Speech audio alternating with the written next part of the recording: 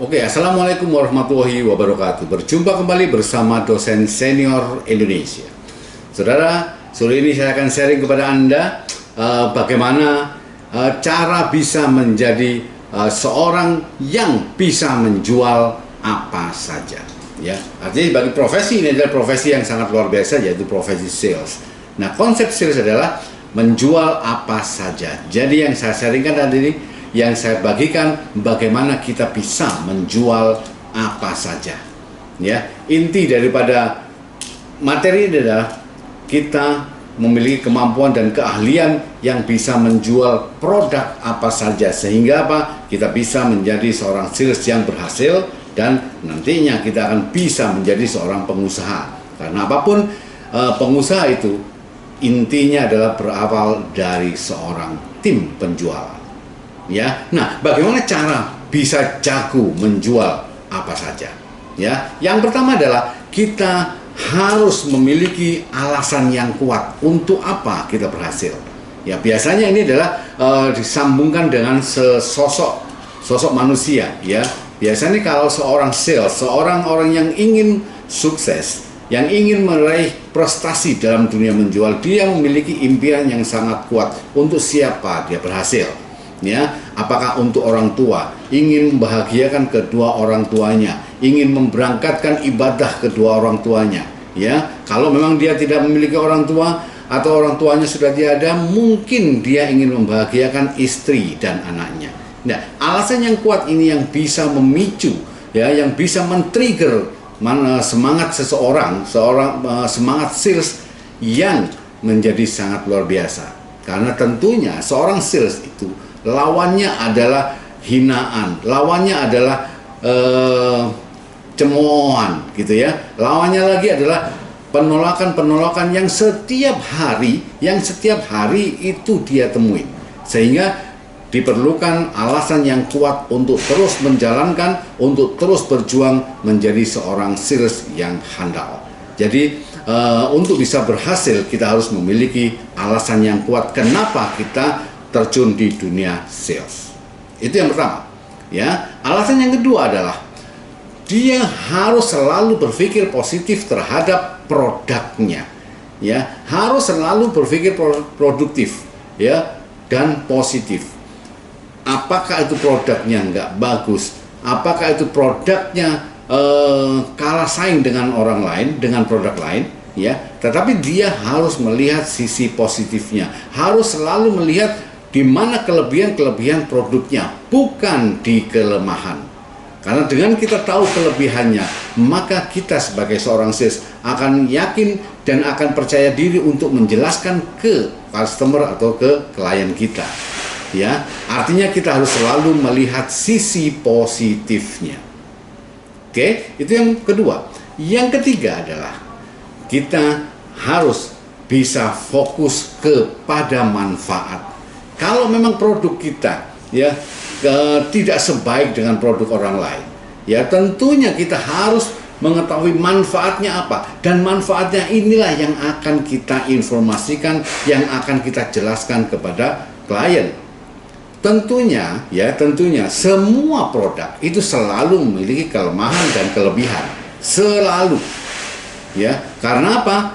Karena kalau produk itu sangat perfect, ya tidak memiliki kekurangan, tidak memiliki cacat, tidak memiliki sesuatu yang mengurangi nilainya, maka ya tentu dengan sangat mudah produk itu dijual.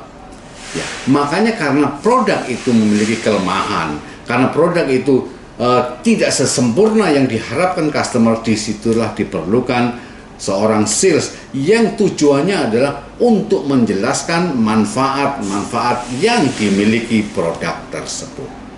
Ya, jadi kita harus fokus kepada manfaat yang berguna bagi konsumen kita, bagi klien kita, bagi pelanggan kita.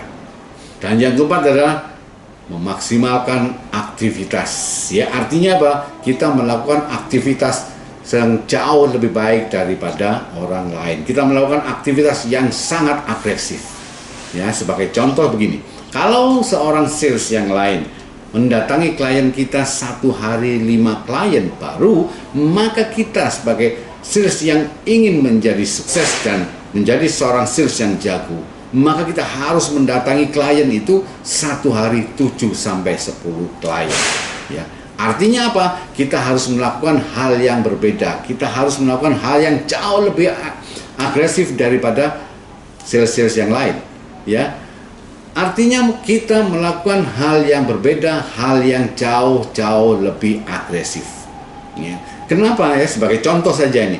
Kenapa sih seorang juara sepeda motor, juara road race misalnya, kenapa dia bisa juara? Karena pada saat dia di belokan, lawannya melakukan mengurangi kecepatan, tetapi sang juara bukan mengurangi kecepatan.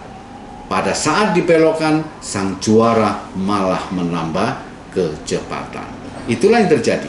Kalau kita menjadi sales yang handal, kalau kita mau menjadi jago dalam menjual apa saja, maka kalau orang lain melakukan penjualan satu hari 5 klien, maka kita harus mengunjungi klien satu hari 7 sampai 10 klien.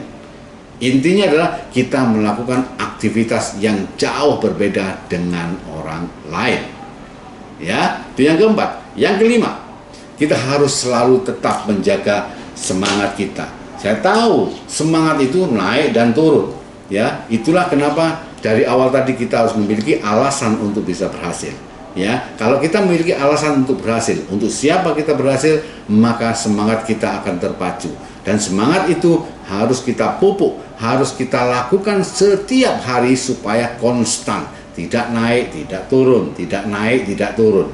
Ya, konstan, terus naik sehingga apa? Dengan semangat itu, dengan kemampuan yang kita melakukan semaksimal mungkin, maka pasti akan terjadi penjualan. Ya, dan yang terakhir, kita tetap setelah kita melakukan aktivitas yang luar biasa, setelah kita memacu semangat kita, setelah kita memiliki impian yang kuat dan kita berpikir positif, maka yang terakhir kita harus berserah diri kepada Tuhan Yang Maha Esa. Karena apa? Sehebat apapun yang kita lakukan, tetap yang menentukan adalah Tuhan Yang Maha Kuasa. Tugas kita adalah berjuang, yang menentukan hasilnya adalah Tuhan Yang Maha Kuasa. Teruslah berjuang dan teruslah berdoa. Saudara, semoga ini bisa bermanfaat bagi Anda dan Anda bisa menjadi seorang yang jago menjual apa saja. Semoga ini bisa bermanfaat bagi Anda dan Anda bisa sukses. Salam sukses dari Dosen Senior Indonesia.